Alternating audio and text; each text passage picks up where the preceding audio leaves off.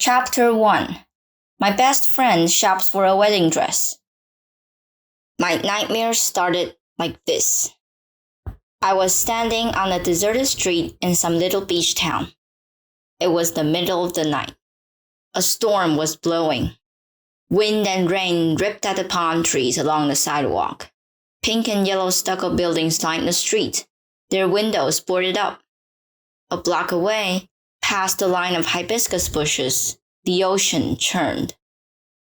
Florida, I thought, though I wasn't sure how I knew that. I'd never been to Florida. Then I heard hooves clattering against the pavement. I turned and saw my friend Grover running for his life. Yeah, I said hooves. Grover is a satyr. From the waist up, he looks like a typical gangly teenager with a peach fuzz goatee and a bad case of acne. He walks with a strange limp, but unless you happen to catch him without his pants on, which I don't recommend, you'd never know there was anything unhuman about him.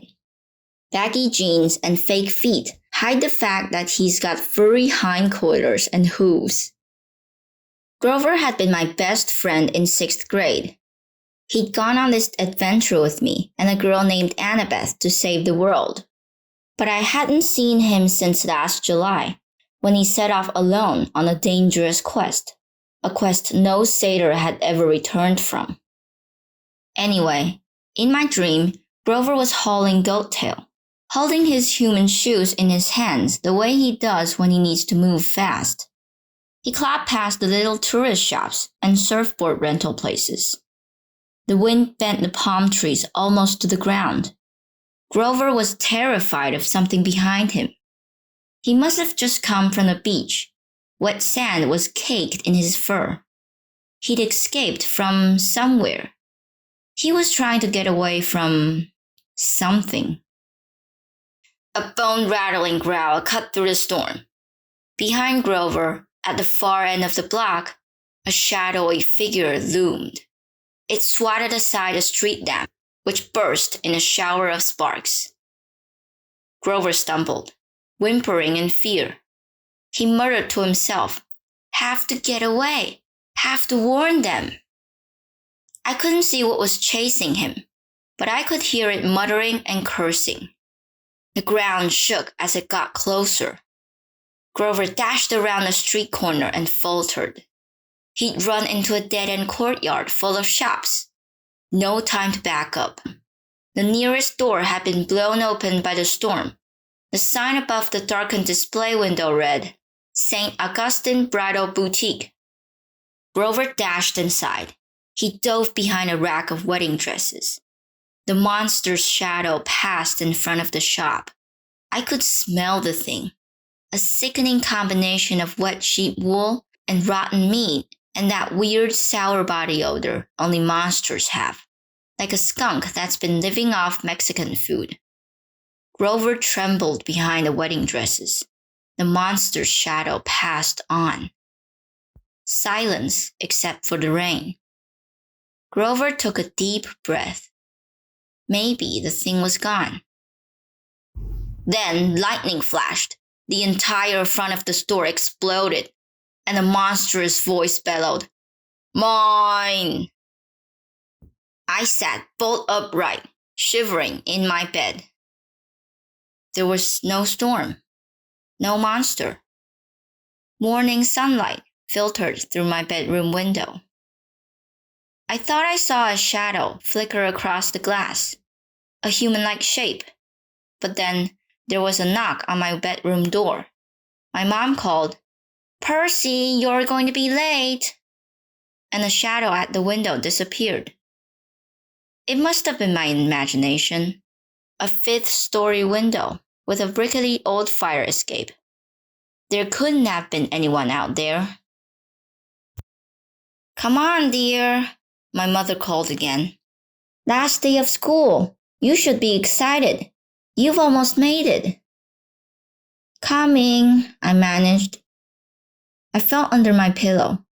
My fingers closed reassuringly around the ballpoint pen I always slept with.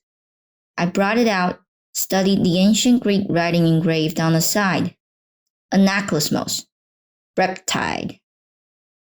I thought about uncapping it, but something held me back. I hadn't used reptile for so long. Besides, my mom had made me promise not to use deadly weapons in the apartment after I'd swung a javelin the wrong way and taken out her china cabinet. I put Anaklusmos on my nightstand and dragged myself out of bed. I got dressed as quickly as I could.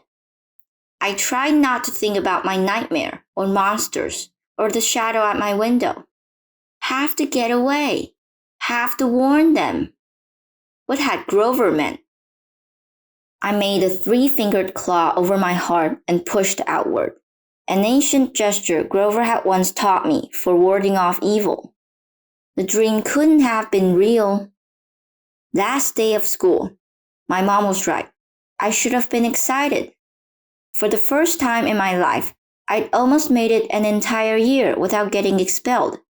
No weird accidents, no fights in the classroom, no teachers turning into monsters and trying to kill me with poisoned cafeteria food or exploding homework. Tomorrow, I'd be on my way to my favorite place in the world, Camp Half-Blood. Only one more day to go. Surely even I couldn't mess that up. As usual, I didn't have a clue how wrong I was. My mom made blue waffles and blue eggs for breakfast. She's funny that way, celebrating special occasions with blue food. I think it's her way of saying anything is possible. Percy can pass 7th grade. Waffles can be blue. Little miracles like that. I ate at the kitchen table while my mom washed dishes. She was dressed in her work uniform, a starry blue skirt and a red and white striped blouse she wore to sell candy at Sweet on America. Her long brown hair was pulled back in a ponytail. The waffles tasted great, but I guess I wasn't digging in like I usually did. My mom looked over and frowned. Percy, are you all right? Yeah, fine. But she could always tell when something was bothering me. She dried her hands and sat down across from me. School or... She didn't need to finish. I knew what she was asking. I think Grover is in trouble, I said, and I told her about my dreams. She pursed her lips. We didn't talk much about the other part of my life. We tried to live as normally as possible, but my mom knew all about Grover. I wouldn't be too worried, dear, she said. Grover is a big satyr now. If there were a problem, I'm sure we would have heard from camp. Her shoulders tensed as she said the word camp. What is it? I asked. Nothing, she said. I'll tell you what. This afternoon, we'll celebrate the end of school. I'll take you and Tyson to Rockefeller Center, to that skateboard shop you like. Oh man, that was tempting. We were always struggling with money. Between my mom's night classes and my private school tuition, we could never afford to do special stuff like shop for a skateboard. But something in her voice bothered me. Wait a minute, I said. I thought we were packing me up for camp tonight. She twisted her dish rack.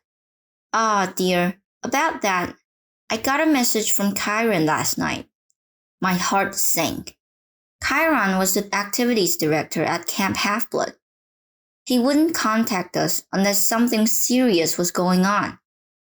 What did he say? He thinks it might not be safe for you to come to camp just yet. We might have to postpone. Postpone? Mom, how could it not be safe? I'm a half-blood. It's like the only safe place on earth for me. Usually, dear, but with the problems they're having. What problems? Percy, I'm very, very sorry.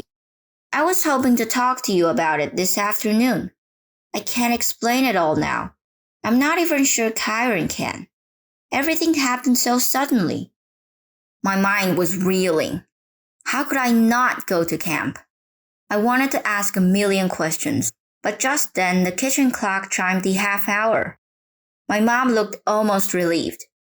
7:30, dear. You should go. Tyson will be waiting. But, Percy, we'll talk this afternoon. Go on to school. That was the last thing I wanted to do. But my mom had this fragile look in her eyes, a kind of warning, like if I pushed her too hard, she'd start to cry. Besides, she was right about my friend Tyson. I had to meet him at the subway station on time, or he'd get upset. He was scared of traveling underground alone. I gathered up my stuff, but I stopped in the doorway. Mom, this problem at camp, could it have anything to do with my dream about Grover? She wouldn't meet my eyes. We'll talk this afternoon, dear. I'll explain, as much as I can. Reluctantly, I told her goodbye. I jogged downstairs to catch number 2 train. I didn't know it at the time, but my mom and I would never get to have our afternoon talk. In fact, I wouldn't be seeing home for a long, long time.